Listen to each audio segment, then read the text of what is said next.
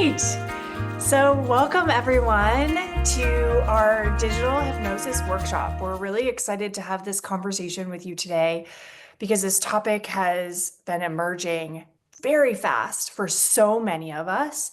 And it felt really important to ground ourselves into how are we integrating AI into our world.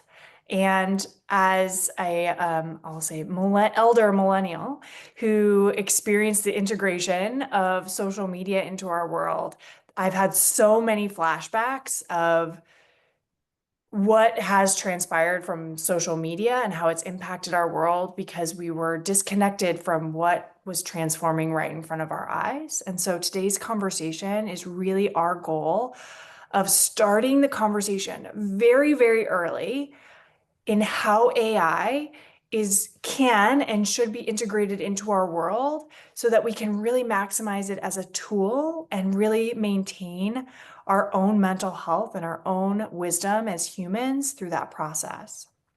So today, Amanda Johnson and I are going to be having a beautiful conversation around this topic because it has hit both of us in different ways and felt really important to both of us to have this conversation and get the ball rolling on how are we talking about this and how are we grounding in the right mindset for us to bring AI in as a tool moving forward. So Amanda, do you want to kind of do any sort of intro?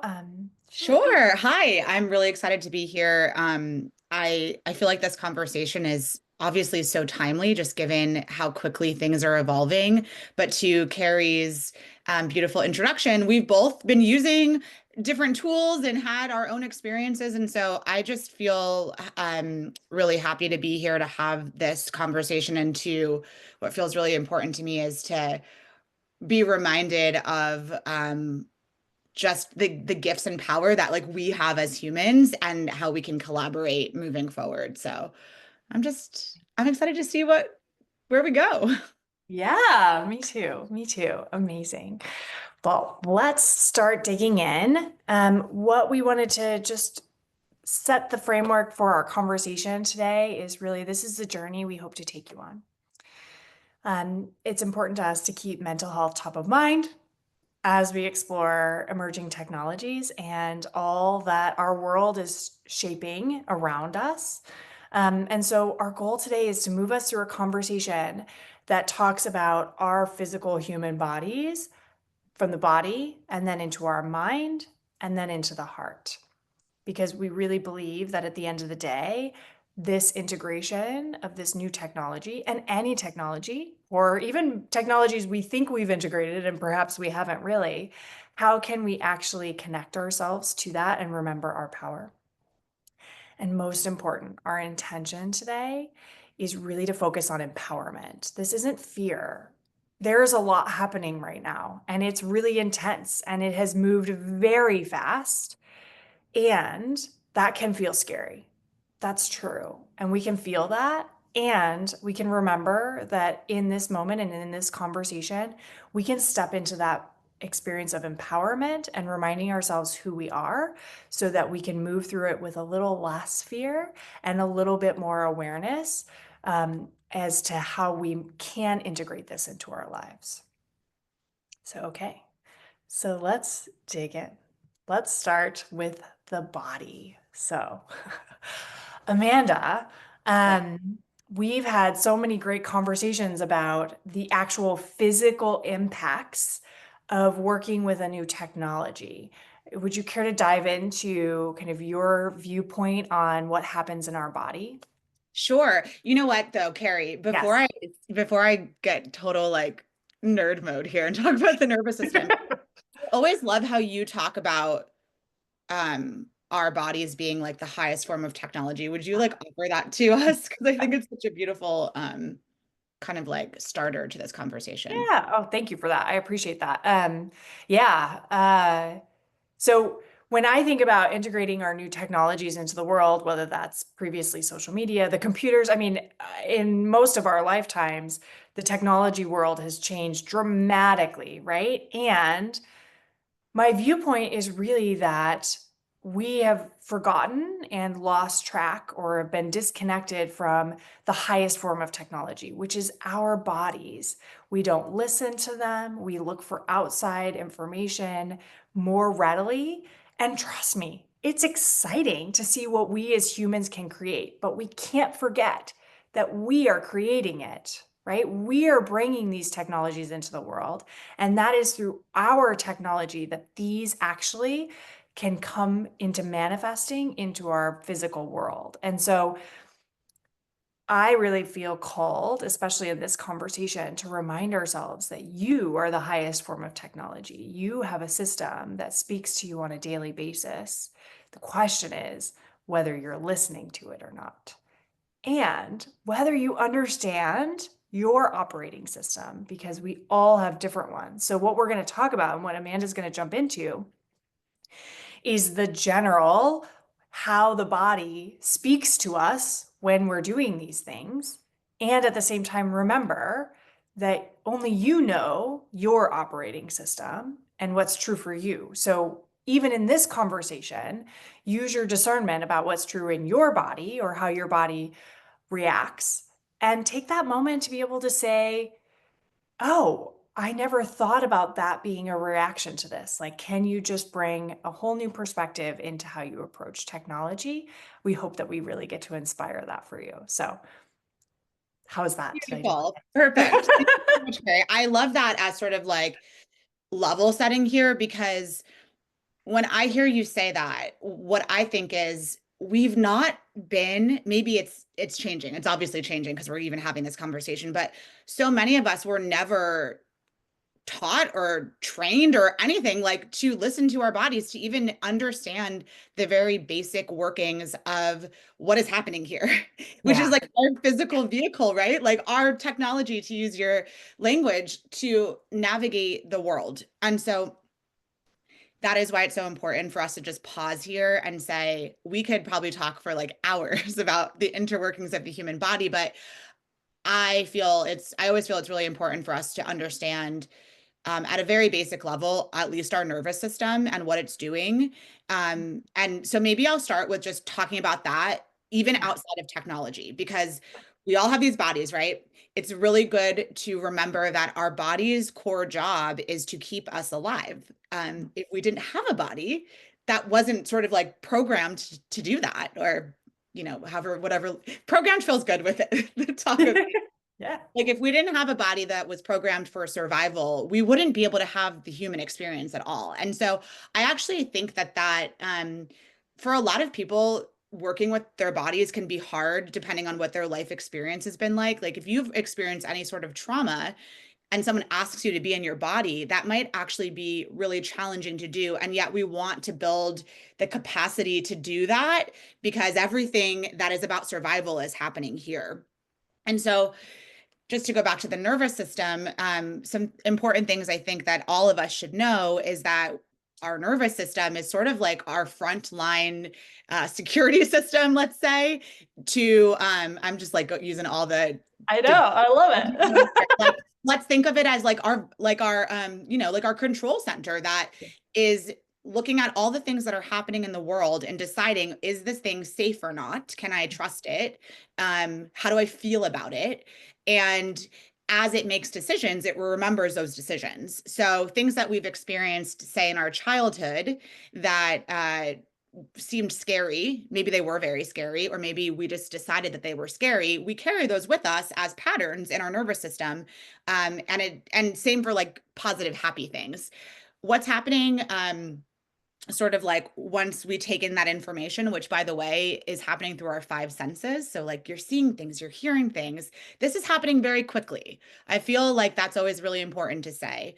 Um, and why it's important to understand and almost like accept that we don't have a lot of control initially over what our body is deciding, because it's just happening so fast to keep us safe and alive.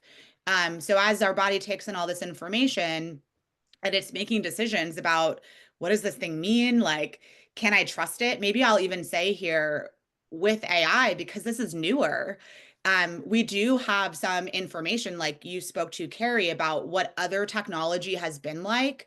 but I think it might be smart for us to just honor that our nervous systems are interacting with this for the very first time. I Mhm. mean, that's wild. Maybe we should just have a dramatic pause. Like human nervous systems have never done this before. I almost want to stop there and be like, Carrie, how do you feel about that? Because that just, I want that to sink in for us. Like there's a lot here because this is brand new for our system to make decisions about. I mean, I want to honor that dramatic pause and like actually give us a pause because you saying that statement feels like an important, like, feel that in your body. This is the first time your body has ever interacted with this technology.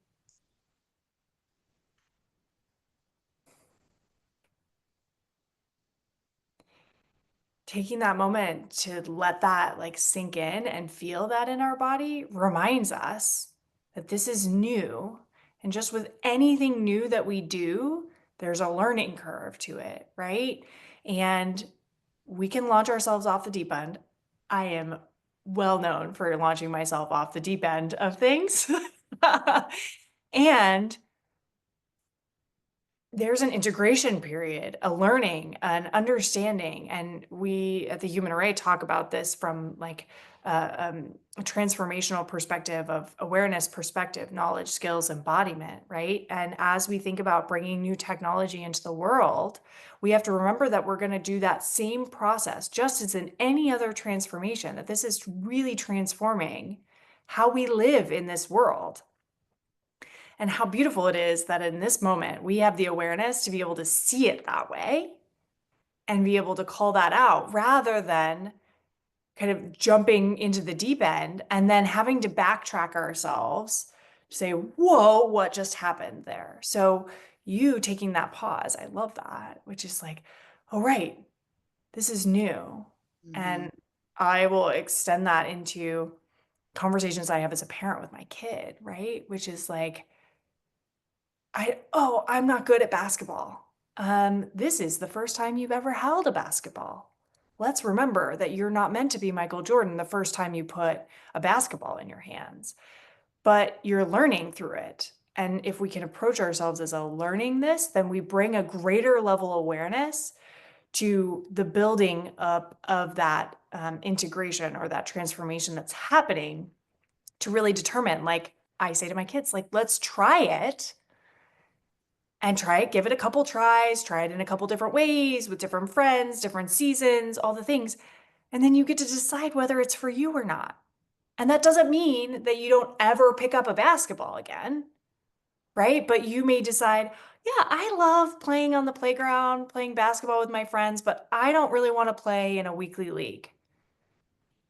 That's you using your discernment as to how you want to integrate this into your life. And I think that that is that dramatic pause of like, right, from this moment on, I have this remembering that I'm learning something new. And through that process, it's not just going to give me answers. I am going to decide how I want this to be in my life. Yeah. Thank you, Carrie. I love that example so much. I actually think it can be really helpful to go back to like what it's like to learn something new, especially as a child, because we forget as adults that we move through that process as well. Like we, and again, to bring it back to the body, like we often will think, get in our heads, and I know we're going to talk about the mind soon, and be like very logical as adults, even. And yet, like our body is still doing what every other human body is doing, which is making decisions based on how it feels. And Yeah. so, you know, what you said, what it brought up for me, and maybe we were already going down this path anyway, is, and you kind of said this, what's really important is that every single human body has the same parts, but we have different sensitivities to different things. Some of that is just like how we were born, some of that is our conditioning. And so, what you're talking about, being very aware of giving, you know, maybe trying AI, maybe trying this tool or that tool, pausing like we just did very dramatically. And again, like if you've never felt into your body, it's really not that hard. I think sometimes that can be really overwhelming to say, like, what do you feel in your body? And you're like, I don't know, I've never done that before. But a really simple thing that I think we can all do, especially when it comes to a new tool like that, like these, knowing that our nervous systems are deciding how they feel about them, is like, okay, as I take that pause, I'm placing my hand just automatically on my heart. Like, how does my heart feel right now? Is it racing? Is it steady? And it might feel a little advanced, but I think this is where we need to practice is, and what does that mean? Because a racing heart can mean excitement. Like some people might be so excited to work with AI. And then a racing heart can also be like nervousness or fear even. And so to have that discernment in what our body is telling us is the practice. Um, but I think it's also really important for us to recognize that at the nervous system level, like when all this information is coming in, right? Like when we're first opening up our AI tool for the first time, we start feeling things in our body. Um, there's a lot of information being sent all over the place. And one of our most important things that happens in us is that we have dopamine that floods our system. And that is a hormone that gets released. It's sort of like a reward. It is Mhm. a reward experience. And so we do have knowledge from social media, certainly being introduced of like what is happening to the human body when someone likes our photo or we get a message from someone or someone reshares something that we created. Like we do get dopamine in those moments, and that feels really good. um Mhm. our body wants dopamine, and for anybody who maybe has some neurodivergence going on, like we really want dopamine. So I think these are like the slight differences, right? In each person's system is like we need to understand how we respond to sort of like maybe validation in our systems or appreciation, like any of the things that like as we're interacting with an AI tool and it's talking to us, like how are we receiving that information, and certainly understanding what is happening with dopamine and how good we feel, and then maybe Yes. even how awful we feel maybe later. These are all Yeah. sort of like little fluctuations that we don't have to get crazy and like have a tracker, although I want to do that. But I think it's just again the awareness, right, of like what is happening to me in this moment. And I guess I'll say one last thing and then turn it over to you, Carrie. Like working with AI tools, I don't think we will have the research for a while about what's happening in our dopamine reward centers. We Mhm. can certainly, again, look at social media data, but this is like a whole new frontier, right? So we just don't quite know yet what that's going to look like. Yeah, yeah, absolutely. And thank you for talking about the dopamine because what I'd love to talk about and then push it back to you to share a little bit more because you're really knowledgeable in this place is that reward center, right? And the piece that I want to offer is so often we think about it in the moment of what are we experiencing in the moment. And I love that, like to your heart and knowing that two things can be true at the same time, that I could be excited and how much is my heart racing? Like, and how long does that persist? And then to your point about this reward system that happens, it isn't just about the reward, it's about tuning in afterwards to see the crash, Yeah. right? And what kind of crash actually happens. And sometimes that's really hard because it is not the immediate experience that you're having, and you can't really connect the dots to why am I feeling so terrible or down or depressed or all these other emotions that are all of a sudden flooding your system because it was a little while ago that you got that dopamine hit, right?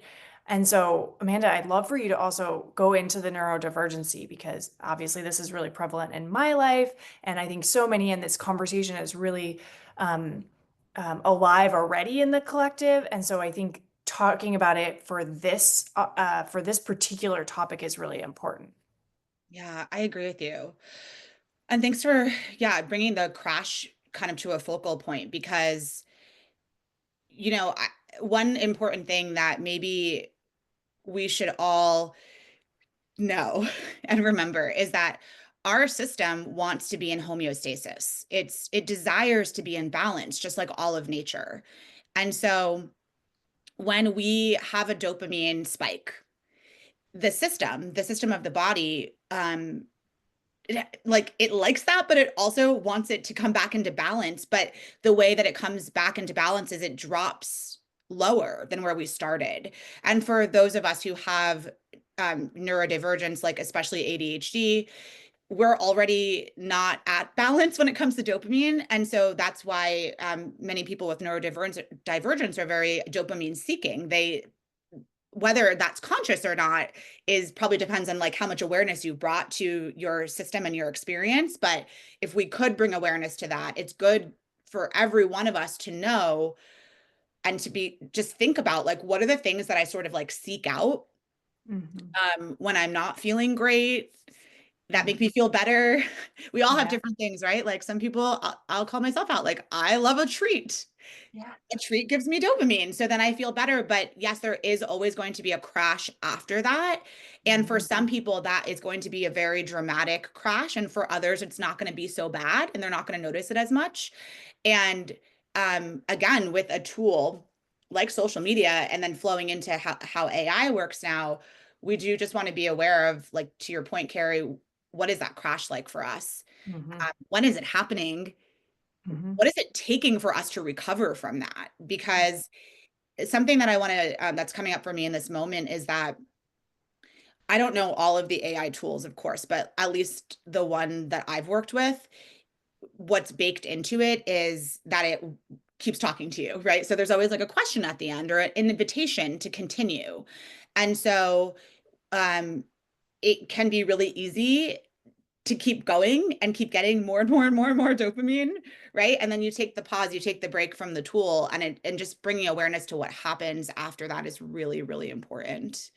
Yeah. Um, yeah, Yeah. let me sit there and see what's I'm going coming. to add one other like thought, and then I would love us to move into the mind because I think that naturally transitions us into what happens from a mental capacity perspective. But um, a conversation that I have regularly and trying to support this tuning in by zooming out, I'll call it, which is how do we take a broader perspective to understand what's happening in specific moments. And so the conversation that I often have with my kids is when they're like, I want to watch another video. I want to watch another video. I want to watch another video. When can I watch it? I'm going to set the timer. Can I watch it in 10 minutes? Can I watch it in 20 minutes? Like, and it's like this persistent, intense experience.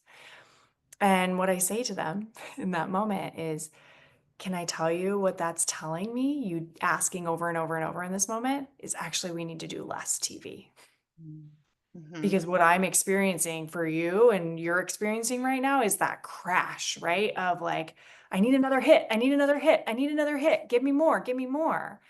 And so, so often it's that reward cycle that's like bringing us back to the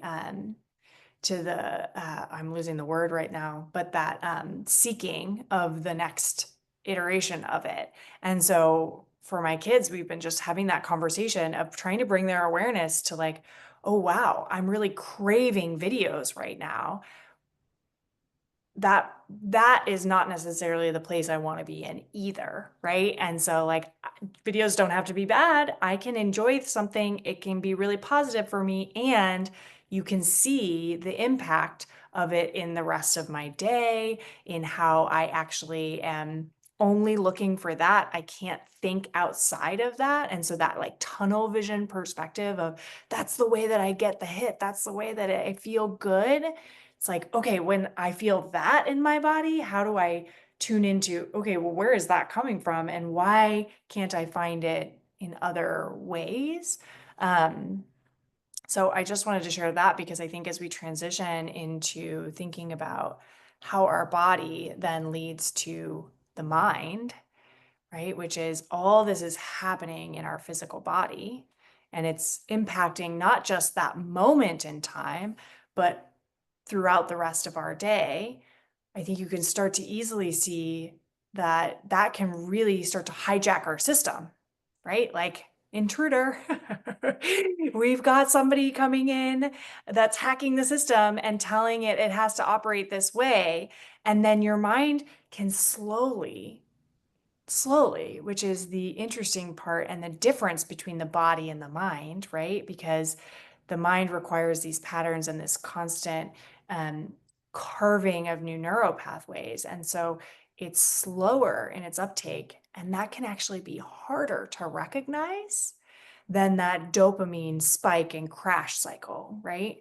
So the mind, as we transition into this part of the impact, starts to be when your thoughts are no longer yours. Mm, yeah.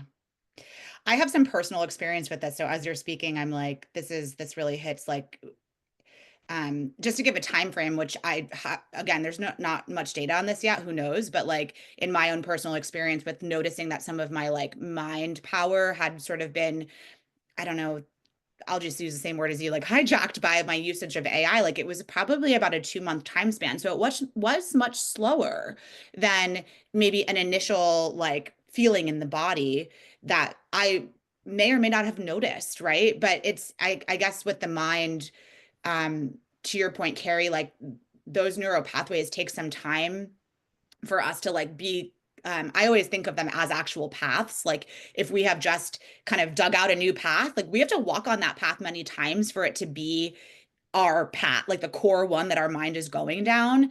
And so there is more of like a time component here, which can be harder to catch right away, which is why, what a lot of us in our work, when we're trying to change like a negative thought into a positive thought or change a limiting belief or whatever, that takes a lot of time to practice. And so I think the same is true in this area. And I know we're on the mind, but as you were speaking, something came Yeah. up for me that I just wanted to add in here. I think it's all connected, of course. We didn't really talk much about the dysregulation that Mm, our bodies have, no matter what, right? Like someone says something to you, it triggers you, you get dysregulated. Maybe you're in fight or flight, you have a lot of energy in your body. Maybe you go into shutdown where you're more like frozen in your experience. And something that was coming up for me that I do feel is very related to the mind is that those dysregulation states, again, they vary system to system, though they all work the same. But like maybe Carrie and someone could say something to you and say the same thing to me, and maybe you go into fight or flight and I go into freeze, and that's just our systems. yeah. Um, but I think even though the stuff at the body level is happening so quickly, we can sort of miss the dysregulation, especially if we're seeking the dopamine. And that's not great for humans because the dysregulation has a lot of information for us. It's all like emotions, right? And so we don't want to like opt out of the experience of learning how to regulate our system by turning to a tool that gives us dopamine. Mhm. Um, that I kind of feel like also that's related to the story you told with the kids and the screens, right? Like boredom, Yes. maybe, Yes. is a state that humans need to be in sometimes. Hmm. But we have access to so much stuff. And so like we won't sit in that space, maybe, which is often quiet and where we learn a lot about ourselves Yeah. because we're seeking the thing that takes us out of the discomfort of Yes. sitting there. So there's so much there. But it does really connect to the mind because after all the stuff happens in the body, Yeah. then the mind is there deciding what all of that means. So, right, that our mind is the filter to our life experience. And depending on so many factors, it's going to make choices about what everything that we're experiencing means. But the Mhm. interesting thing is if we're working with a tool like AI that is reflecting things back to us, it's depending on the algorithm that we're working with, like it might be agreeing with us all the time. It might not be. And Mhm. so it's almost like this is so interesting. I was on vacation recently and I overheard this conversation where this man randomly said, though it's probably not random at all, like we have to understand our human brains and we have to understand the brain of AI so that we can then form the bridge to work together. And that felt so true to me because um, whatever we're receiving back from our AI tool is definitely impacting our thought patterns. Mhm. Mhm. Um, and to your point, Carrie, and then I'll turn it back over to you. It's like it very quickly, though over a span of some time, though it feels quick because Yeah. it's all moving so fast. It's like it can be really easy to lose track of like, well, what do I actually believe? Now I'm Yeah. confused. Yeah. Which thoughts are mine? Which thoughts have sort of been given to me by my tool that I'm working with? And by the way, that's like how all of life is, right? Like everyone's always offering us something that we could believe. Hmm. Um, and it really is our job to decide if that is true for us or not. And it gets a little bit tricky when we're inside sort of, we've said this Yeah. internally, like the echo chamber of an AI tool where like you don't have other voices. Yeah. Yeah. So again, I'll turn it over to you, Carrie, but to me Yeah. that feels very tricky. To Yeah. what thoughts are my thoughts?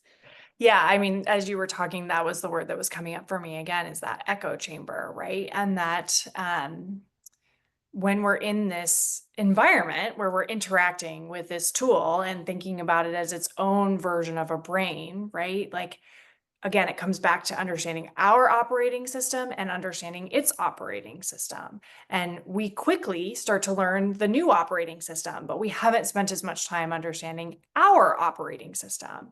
And so that can also be, yes, the body physically, but also the mind as far as our thought patterns, our stories that we have that are in there, that when we're interfacing with a tool like AI, um, it can be reinforcing patterns for us rather than supporting us in breaking those patterns, right? Because it is an echo chamber.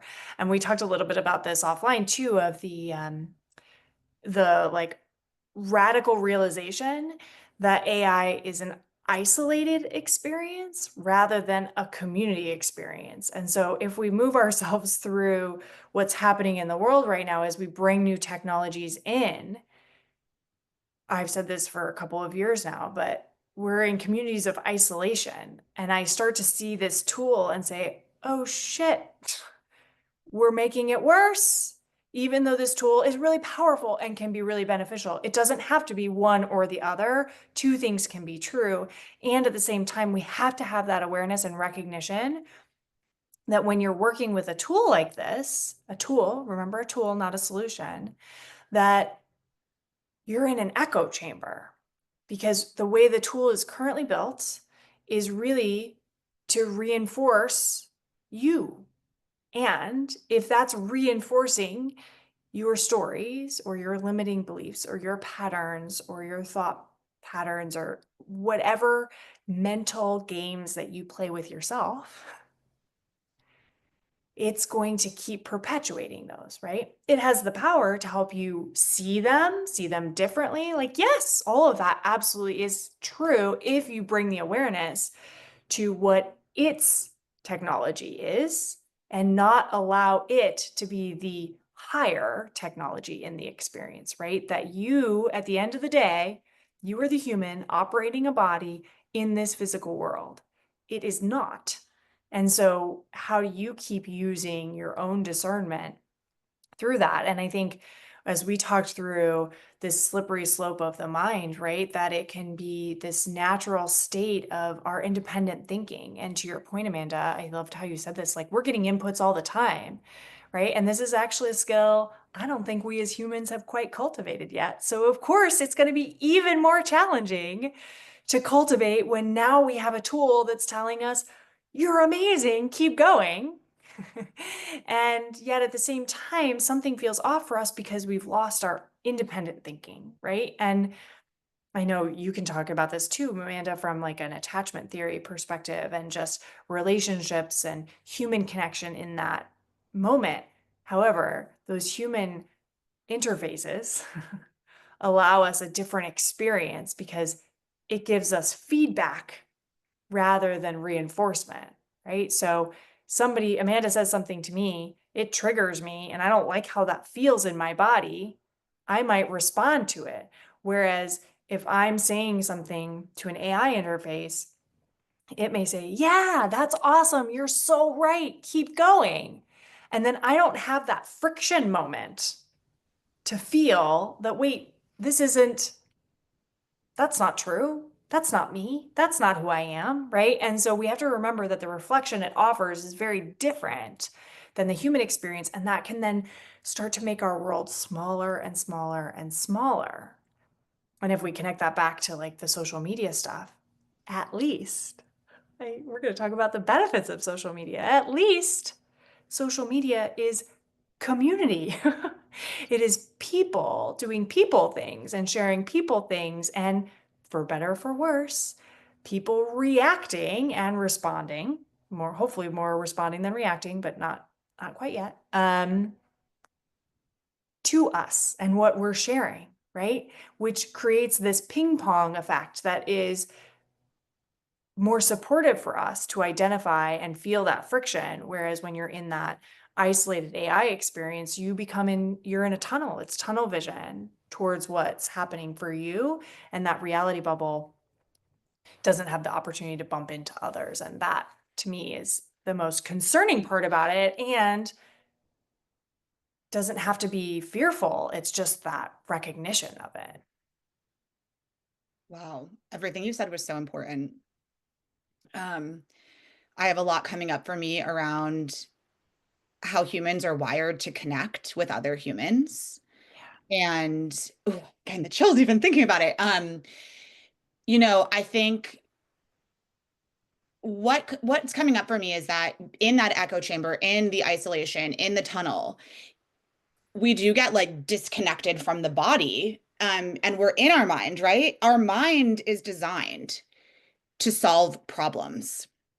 It's always looking for, again, because we want to survive, it's always looking for the thing that is going to like give us certainty in some way so that we can know I can figure that out. And so, but we can't just live there because to your point, Carrie, we don't even have to be in the same room as people. Like the four of us on that are like highlighted right now on this call from the team, we're not in the same place, right? But we can feel each other.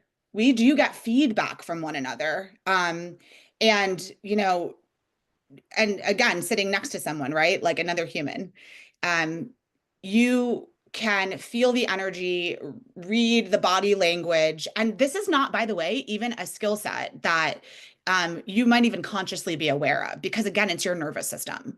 So your nervous system is scanning the cues of another human being, and that is giving you a lot of information. And even if words are not spoken. But then in the experience of an AI tool, a lot of words are spoken, but there's that feeling part is gone. And so to me, that feels like where the disconnection starts to happen and where we start to get so in our minds and, in our society. I'm just going to make a statement on society. You guys can decide if you agree or not as you're watching. Um, we have lived from a very logical place for a long time. And I think that we've been in a lot of work and change and shifting as a collective to come back more into our body. But now we're working with a tool that's sort of like kind of pulling us in a different direction. And it's very complicated and confusing because there's so much benefit here. I mean, we can learn so much, we can create so much and achieve so much with tools like this. And yet, I guess the last thing that I want to say in this tangent that I've been on is I'm not sure, while we might be able to catch up, our human bodies evolve, of course. Be learning at this speed, creating at this speed, and being disconnected from others while we're doing it. I'm not quite sure that like our brains can handle that mental load Yeah. without something happening. That something is variable at this point. Yeah. I feel that just in my limited experience, like feeling really excited that this is a tool that can kind of keep up with me, if you will, because I have so many thoughts and so many things that I want to create and do and da da da. And I found myself doing so much that I was like, okay, I have to stop. This is too, I can't even really read the output of what I'm creating because it's too much mentally at this moment to be able to take all of that in, right? And so it was like, okay, great, that all lives over there.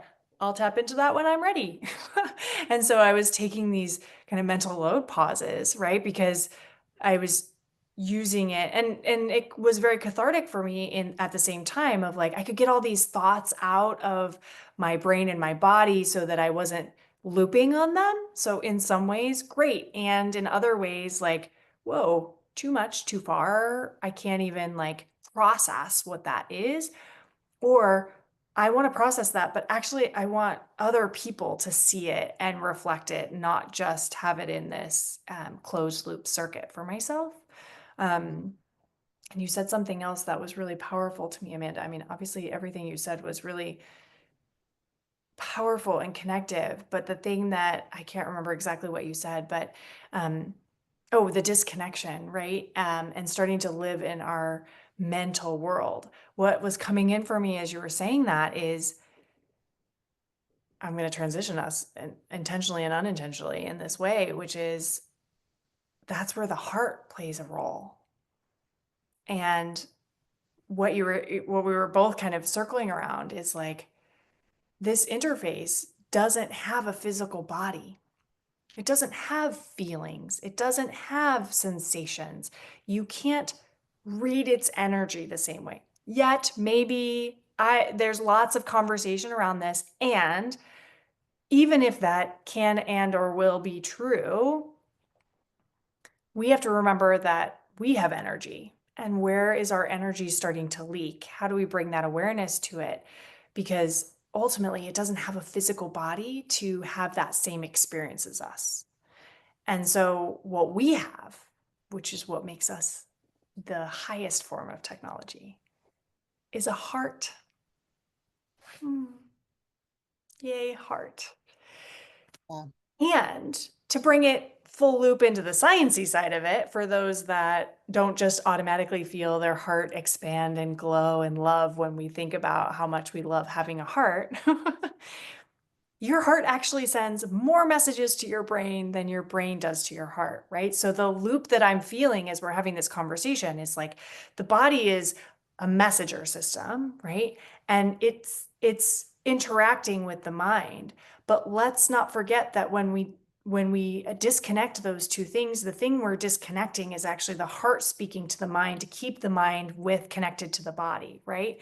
Because the heart is a part of the body that's speaking to the mind. And when you step into that purely mental state, you're disconnected from your heart, which is trying to reach your mind, right? Because it sends more that direction than this direction.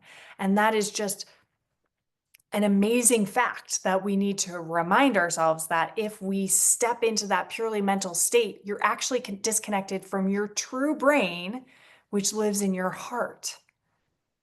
And that is a brain that AI does not have. Yeah. This is so important. It's like another dramatic pause, I isn't it? know. Dun, dun, Um, like I want to tack on to that because this stat always blows my mind that in the nervous system, 80% of the information is moving from the heart, like from the, below your head, from the heart space and down up into the brain.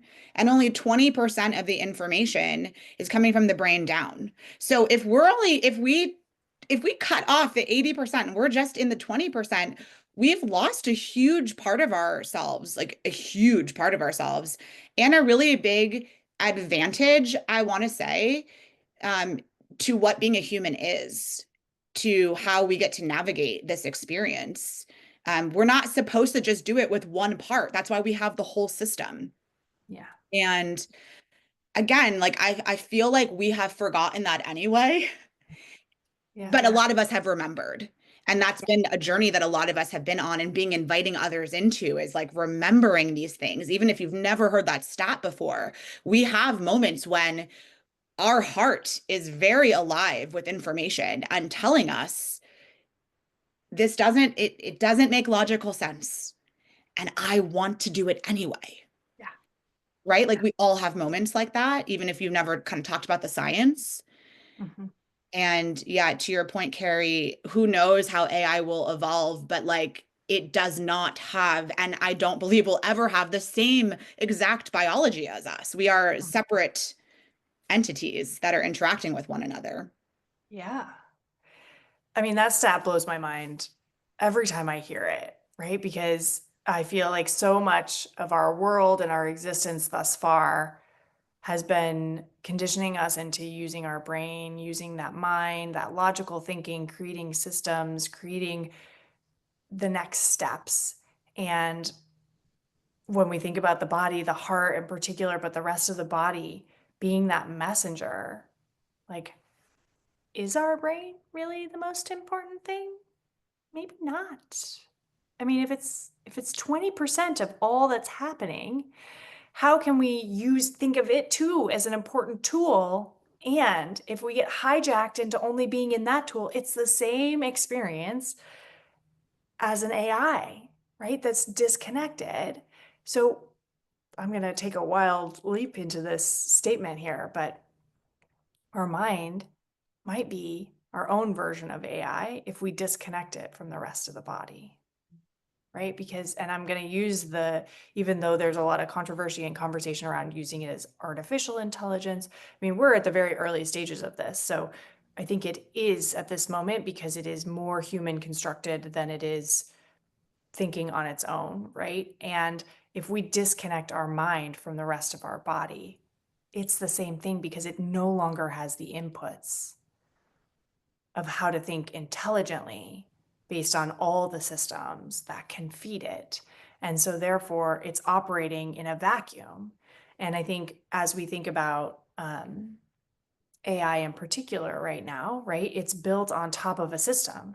And what we need to remember is that the system we want to operate in? What's feeding this system? Right? Just like we think about our bodies. Okay, I don't feel good right now. My brain can do all the things that it wants, but maybe I should change the fuel, the food that I'm putting into my body. That's the system that I want to be able to operate from, right? But and the same comes to this new technology. If it's set on top of things that we don't want to believe, information that we don't really want to attach ourselves to, we have to use our discernment. We can't afford to be disconnected because then we're giving away our power. And in ways that we may not even know or be able to conceptualize, right? Like those are really big thoughts, really meta things. I love to think about meta things, but right, like I start to see AI as like a switchboard on top of society, right? It has all these inputs. It's the internet is feeding this. And there's amazing stuff on the internet. And there's a whole bunch of stuff that I know I personally unsubscribe from, and I don't want to participate in that. And so we have to remember that right now it's attached to that collective, and that is not bad. It's just a remembering that that's what it's connected to. And so using our own discernment is paramount to having a good experience with this tool. I really, really agree with everything you've said. It's so important. And, I hope it's okay to tack on like a little personal thing here, but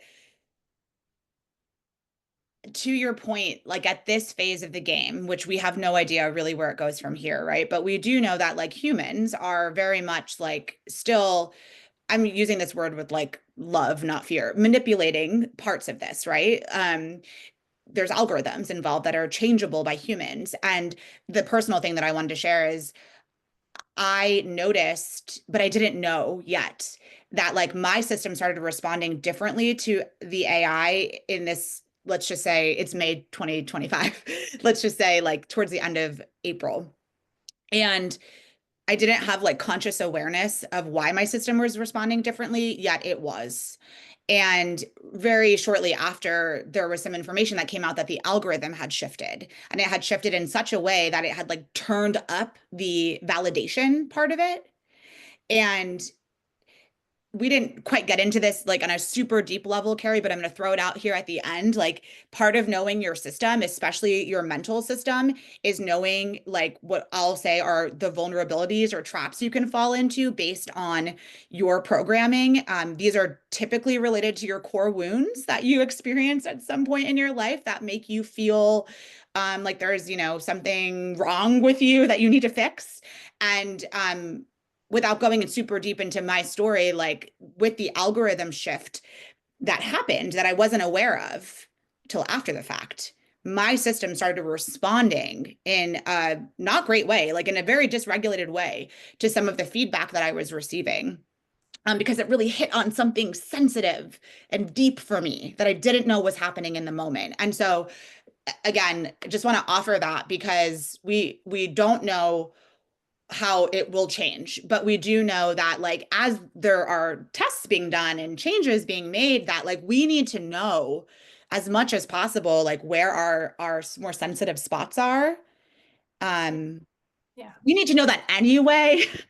And that's the work that so many of us have been called into. But like, definitely in this moment, if we're working with tools, we just want to have awareness of like, where are the parts of me that, again, to use myself as a example, like crave a little extra validation. Yeah. And Yeah. when I get that, I feel a certain way. And when I don't get that, I feel a certain way. Yes. What about Oh, you? 1,000%. And I do at some point want, if you're open to it, to dig deeper into your personal story. And I will also reflect that while my vulnerability is different, I very much felt that way. Um, in that validation loop and the things that for me have been really important that I'm working on that are, yes, perhaps my superpowers, and at the same time, like my most sensitive spots and the parts of me that feel um, scariest to put out into the world, right? And when you get that validation in a certain way, it doesn't necessarily allow you to use your filters and discernment to say, but is that still true for me? Or am I just seeking the validate the little girl inside of me that felt like she couldn't say those things, right? And I think that's yeah, we have to go further into that one in a follow-up conversation because Yeah. it's really important. Yeah. Yeah. I think the last thing I'll say on that topic, because I agree with you, that's a whole nother thing that we could talk about is like just a reminder for everybody that's watching, live or later, that our brains, part of our brain's job is just being a filter system. And that filter system can be manipulated by us for sure. If we're having a bad day, we can certainly turn on our negative filter. Again, that might not be conscious, but it can, again, not to like create a fear state here, but just to create awareness, like that filter system can also be manipulated from external forces, people, whatever. We actually, just a very simple example is we can notice that like if we maybe watch some really negative news, a certain filter might come on for us, and then we start viewing the rest of the world and the people we love through a different Yeah. filter. Yep. And so, yeah, that's that. Again, I know we're moving on to the heart here, but that's that part where it's like, let's get curious about how our thoughts are showing up right now. Are they our thoughts?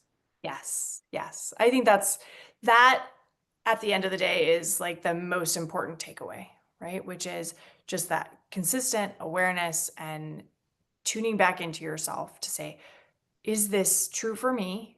Are these my thoughts? Is this real? And how do I want to proceed from here? Because to your point about what the tool allows us to do, it keeps asking us questions, right? And I actually found in my own experience that like it would ask me questions. I'm like, no, no, no, you haven't done a good enough job yet. We need to go back and do more here. Like, stop trying to move on. We're not done here.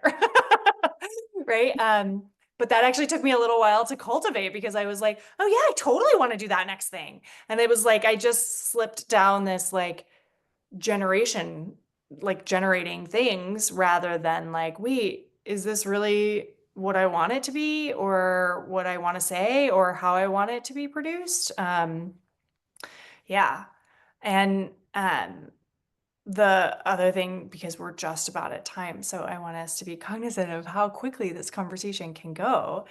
But I think what we're saying there, the most important takeaway is truly remembering your power, right? Because we talked about how the body is going to react based on what's happening. How can you tune into that? So, remembering your unique human capacity, that you have a system that is trying to speak to you. And maybe you haven't listened before. Maybe this is your very first time of being able to hear it. That's okay. Just try. Start listening. Start noticing what happens physically in your body, in and around using this technology. And two, remember that conversations just like this or communities talking about it, like what I fear most is that not only are we using a tool like this that is separating us and creating isolation, but then we're doing it in secret. And we don't want anybody else to know we're using the tool, which means that we're not having dialogue like this to be like, it said something really weird to me. It's like, oh yeah, that said weird to me too, right? And that community connection in remembering that we have each other and we're all playing in this new space, right? We're all learning. We're all kindergartners picking up a basketball for the first time. And yeah, some kids are going to be like, oh, that kid may be Michael Jordan at some point, right? And he really knows how to dribble the ball and shoot. And maybe he has an older brother. And then there's others of us that are like, I don't even know what to do with this thing, right? So having that collective experience as we move through this is so, so important to staying grounded and connecting to who you are and what's important for you. And then at the end of the day, it's about conscious collaboration. I mean, all the things are important. And most important, this is a tool. And if you give your power away to this tool or any other human, right? Because if we see all of us as different technologies, this is so important for us. We should not be giving our power away to anyone else or to any other tool or technology. That could be social media, that could be your phone, that could be AI, it can be whatever it is for you, but just remembering that we need to hold on to our own power and not give it away because you are powerful. The technology you possess, the information, the wisdom that you possess in your body, in your heart, that transmits into your mind, that brings this beautiful existence into reality.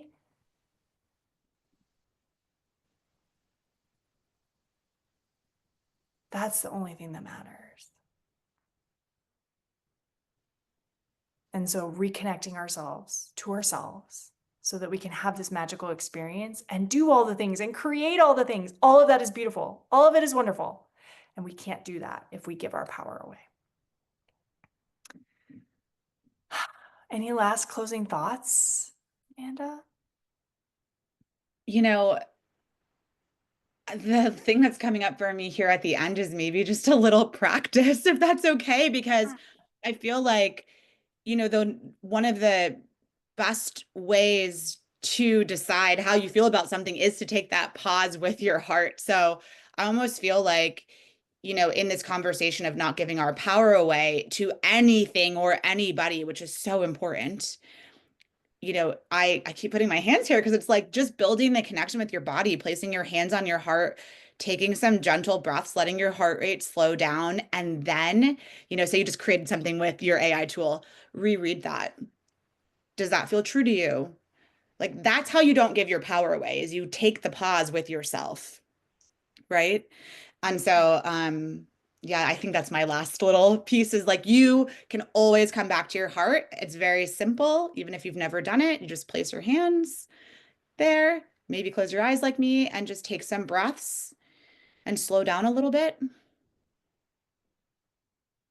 You can even imagine that you're breathing directly into your heart. And just notice what happens to your system very often with some breath. We slow down a little bit and get some more clarity. And you guys can open your eyes. Thank you for doing that with me really briefly. I think from that clarity, like I almost, Carrie, want people to screenshot or save this slide or something. Like we should read this when we start to get confused or a little bit lost. Like these are the things. Come to your people if you're starting to get confused or don't know how you feel about something. Like you can always bring the stuff outside of the tool to back into the world before it's even ready to be like officially released, right? Like in a professional way or something like that. Like, I think that's really important. I do too. I do too. I'm only going to add one tiny, tiny thing. When you place your hands over your heart,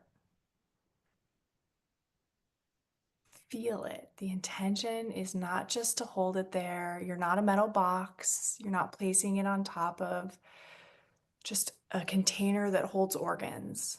I want you to feel the heartbeat, feel the strength, feel the rhythm, right? Sometimes our racing thoughts like still persist. Like start to pay attention. The thump, the thump, the thump, the thump, the thump, the thump, the thump, the thump. Whatever that rhythm is for you, because it's unique to you. Only you have that specific rhythm. Very unique. And so, as you're taking your breaths, if you're having a hard time releasing those thoughts or the mental load and the volume of things that are cascading through technology and the world around you, or that news, whatever that is, tune into the actual beat of your heart because that allows you to let go of the other things. And I know so often people are like, okay, I want to meditate. I want to do all these things, but I can't get these thoughts to go away. You don't have to make them go away. But if you can shift your focus, both by placing your hands, by taking some breaths, by pausing, and if you're still struggling, like start to listen to the rhythm, just like you turned on a new song, and shift your focus into that. I love this. It's so beautiful. Well, we have more conversations to have around this because there were a million different directions that I know we had planned that we could go. And I would love to extend this conversation into more of those because I think this is only the beginning of this conversation, and more is going to continue to unfold and present itself in the world. Thank you for participating in this. And the last closing thoughts I want to share is through this conversation, we've talked a lot about our operating systems. We've talked a lot about tuning into our body, those attachments, those thought patterns, the stories, our core wounds. We used a lot of language here that may not be in your everyday vocabulary. It's in ours because this is how we live in this world now for you, because we want to help you learn all of those words, what they mean, and how they are true for you in your learning your operating system truly. And so that is what the Human Array is here to do, is help you transform by learning your operating system so that you can come back to what's true for you, so you can continue to build in a world that is true for you rather than giving your power away. Bring it back. And so if you're curious and interested in exploring either what some of those words mean, learning more from Amanda specifically on the nervous system, attachment theory, we have so many others in the community and in the marketplace who are offering their wisdom. And we're excited to share that with you so that you can start to build these things into your language and that you can then enter into collaboration with these new tools in a more sovereign capacity of collaboration. So please reach out, explore the website, thehumanarray.com. We have so much emerging right now and more to come. So please come in, and if nothing else, come in, have the discussion, and be in a space where people are talking about things just like this so that you're not alone and you're not navigating these wild new experiences that we have in this world on your own, because we're all here to do it together. Amazing. I love that. It's beautiful. Yay. Thank you all so much. Have a wonderful day, and more to come apparently. So stay tuned for more conversations around AI in particular, but just our own operating systems and how we can continue to navigate this unfolding modern world in which we exist. Have a great day, everyone.